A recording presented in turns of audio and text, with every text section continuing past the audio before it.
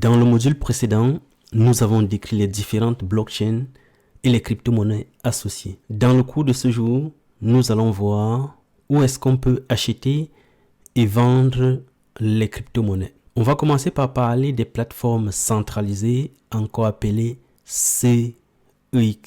Mais d'abord, dans notre parcours d'investisseur, comment est-ce qu'on va choisir une plateforme d'échange? Ou encore, quand vous décidez de faire vos premiers investissements, par où commencer? Eh bien, il faut choisir une plateforme d'échange crypto. Ça, vous le savez déjà. Mais le problème est qu'il en existe des centaines. À ce jour, il doit exister environ 1000 plateformes d'échange centralisées et décentralisées. Et donc, comment faire le choix parmi plus de 1000 plateformes? Commençons d'abord par définir ce qu'on appelle une plateforme centralisée. Donc, on va tout simplement dire que les plateformes centralisées sont gérées par des entreprises qui jouent le rôle d'autorité centrale. Ces plateformes sont réglementées et l'accès ainsi que la prise en main sont relativement faciles. Ici, vous avez la liste de quelques plateformes d'échange centralisées que nous allons voir par la suite. Dans la suite des épisodes de notre formation, je vous ferai des tutoriels sur ces différentes plateformes. Mais quelques exemples, nous avons Binance, Coinbase, Bitstamp, KuCoin, Ascendex, OKEx, Kraken, Gate.io, juste pour citer ces plateformes. Après, je vais vous montrer une liste plus étendue. Coinbase. Disons que Coinbase est une plateforme qui permet d'acheter, de vendre et d'échanger des crypto-monnaies. La plateforme offre une gamme de fonctionnalités qui en font le meilleur environnement pour commencer à échanger des devises. Elle dispose d'une application mobile qui permet de trader en tout lieu. Coinbase fait partie des plateformes les plus faciles à utiliser lorsqu'on débute dans la crypto-monnaie. Il existe deux versions, dont on a un Coinbase pour les débutants et un Coinbase Pro. Et cette version peut être utilisée lorsqu'on a déjà une bonne prise en main sur Coinbase classique.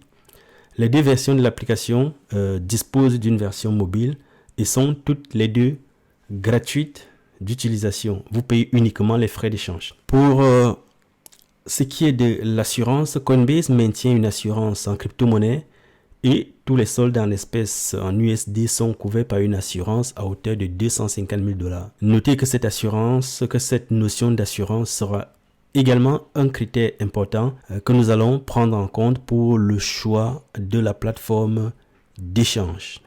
Binance. Binance, c'est la deuxième plateforme qui va nous intéresser. Lancée en 2017 par Changpeng Zhao alias CZ sur Twitter, Binance est aujourd'hui la plateforme la plus utilisée au monde en termes d'utilisateurs et de volume d'échange. L'écosystème Binance a pour principale mission, comme ils le disent sur leur site, de diffuser la liberté de l'argent et construire l'infrastructure de l'écosystème blockchain. Binance a un volume quotidien de 25 milliards de dollars et presque 1 500 000 transactions par seconde. Le nombre d'utilisateurs sur la plateforme Binance, on parle du nombre d'utilisateurs actifs, avoisine les 2 millions d'utilisateurs. On parle là de janvier 2024.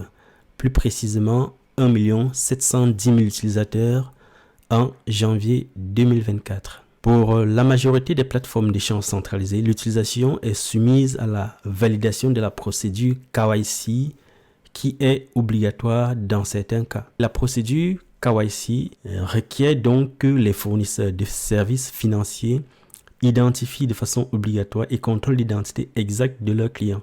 Cette procédure est obligatoire pour les plateformes qui veulent se conformer aux réglementations financières en vigueur dans le ou les pays où ces plateformes opèrent. Cette procédure, elle s'applique uniquement à la plupart des plateformes centralisées, même si elle est de plus en plus obligatoire. Elle ne s'applique pas encore à ce jour, en 2024, aux plateformes décentralisées. Peut-être avec l'évolution de la réglementation, les différents gouvernements finiront un jour par exiger la procédure de KYC également aux plateformes décentralisées. Je vous ai ajouté ici un récapitulatif de quelques plateformes d'échange centralisées. Avant d'aller plus loin, je vais vous montrer les plateformes Binance et Coinbase. Donc, si vous allez sur binance.com, vous atterrissez sur cette page et vous avez la possibilité de scanner le QR code pour télécharger la version mobile. Vous avez également une version pour ordinateur portable, pour Mac et pour Linux. Comme toutes les plateformes d'échange, vous avez différentes versions. Et donc, il suffit de sélectionner la langue qui vous intéresse ici en haut à droite. Vous avez la possibilité d'acheter des cryptos. Vous avez le marché où on va vous présenter la liste des crypto-monnaies. Vous pouvez également passer des trades. Mais il faut d'abord s'identifier, créer un compte pour pouvoir faire toutes ces actions. Donc, vous avez là la liste des crypto-monnaies qui sont sur la plateforme Binance. Vous avez différents marchés, le marché futur, le marché spot et vous avez également les options. Donc ça, c'est la plateforme Binance. Vous aurez donc besoin de créer un compte. Et pour créer un compte, vous allez sélectionner, s'inscrire ici. Et ensuite, vous allez faire une connexion et vous allez faire votre KYC pour pouvoir passer vos premiers trades. Je vais vous ajouter en description de cette vidéo le lien. Vous aurez tout simplement à cliquer sur ce lien pour vous inscrire. Là, on a la plateforme Coinbase et généralement, c'est la plateforme qui permet aux débutants de commencer à investir dans les crypto-monnaies parce qu'elle est particulièrement simple à utiliser. Et donc, si vous arrivez sur si vous arrivez sur coinbase.com, vous aurez tout simplement à cliquer sur créer mon compte et vous allez pouvoir créer un compte. Également, pour Coinbase, je vais vous ajouter le lien pour effectuer votre inscription le moment venu. Vous avez également Kraken qui vous permet, comme toutes les autres plateformes, d'acheter et de vendre vos crypto-monnaies. Vous avez également KuCoin qui est une autre plateforme qui n'est pas mal, qui vous permet également d'acheter, de vendre vos crypto-monnaies. Et vous avez généralement sur la plateforme KuCoin, vous avez beaucoup plus de crypto-monnaies parce que l'inscription ou le listing, comme on appelle souvent, dont la mise sur le marché des crypto-monnaies à travers cette plateforme, a priori, est plus facile. Et donc, vous allez trouver de nombreuses crypto-monnaies ici, sur cette plateforme, et parfois beaucoup de cryptos qui y arrivent avant d'arriver sur la plateforme Binance. Vous avez également d'autres plateformes. Vous avez également la plateforme Bitstamp, qui présente aussi de nombreux avantages. C'est une plateforme également facile à utiliser, mais nous allons voir les critères pour sélectionner une plateforme d'échange. En général, quand on est débutant, on peut facilement se perdre parmi toutes ces plateformes.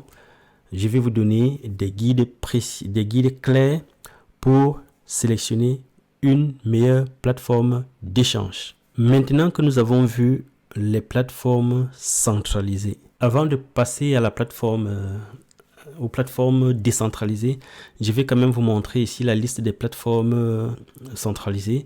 Donc, si vous allez sur CoinMarketCap, c'est la plateforme qui liste les crypto-monnaies qui sont sur le marché.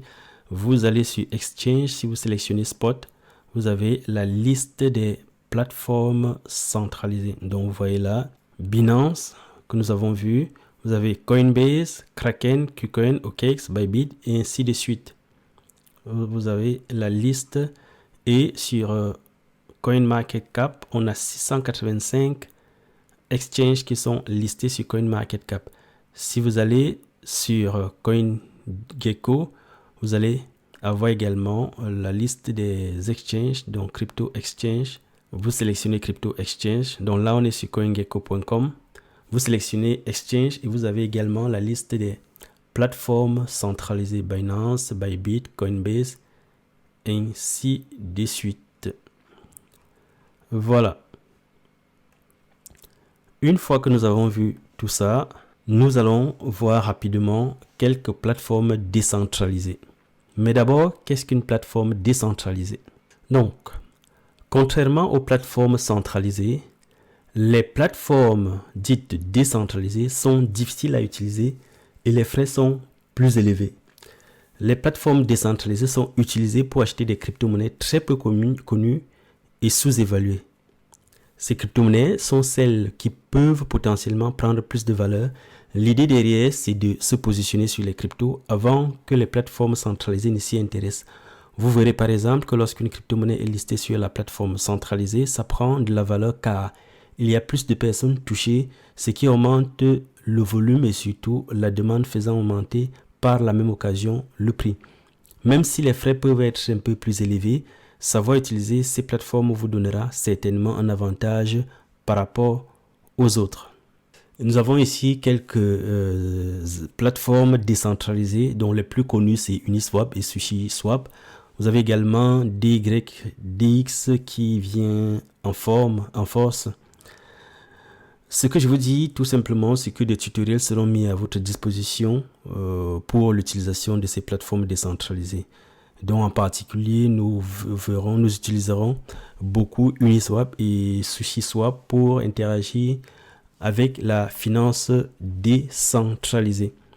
Donc rapidement, je vais également vous montrer la liste de ces différentes plateformes et je vous montrerai également à quoi ressemble Uniswap et SushiSwap. Donc, si vous allez toujours sur coinmarketcap.com, vous allez sur Exchange, vous cliquez sur DEX, pour dire plateforme décentralisée. Vous allez avoir la liste des plateformes décentralisées. Vous voyez, vous avez la liste là. Donc, allez sur DEX et vous aurez la liste. La même liste, vous l'avez sur CoinGecko, Exchange, Decentralized Exchange. Voilà, vous avez également cette liste. Vous avez par exemple la Uniswap. Donc voici la plateforme Uniswap qui permet de faire des swaps comme son nom le dit. Et ces plateformes décentralisées sont très utilisées pour justement la finance décentralisée. Donc lorsque vous arrivez ici, si vous voulez acheter des crypto-monnaies, vous n'avez pas besoin de faire le KYC qu'on a vu précédemment. Il suffit de connecter à un portefeuille décentralisé, à un wallet. Donc, vous faites ici connexion en wallet et puis vous allez échanger une crypto-monnaie ou une devise contre d'autres crypto-monnaies. Voilà, nous verrons ça en détail dans les différents tutoriels. Dans le prochain épisode, je vais vous montrer exactement quand est-ce qu'il faut acheter et quand est-ce qu'il faut vendre. Donc maintenant, vous connaissez un peu plus sur les crypto-monnaies, vous connaissez les plateformes décentralisées, vous connaissez les plateformes centralisées. Ce qui vous reste, c'est quand est-ce qu'il faut acheter, quand est-ce qu'il faut vendre. Rendez-vous donc dans le prochain épisode pour voir en détail toutes ces notions. À très bientôt dans la prochaine vidéo.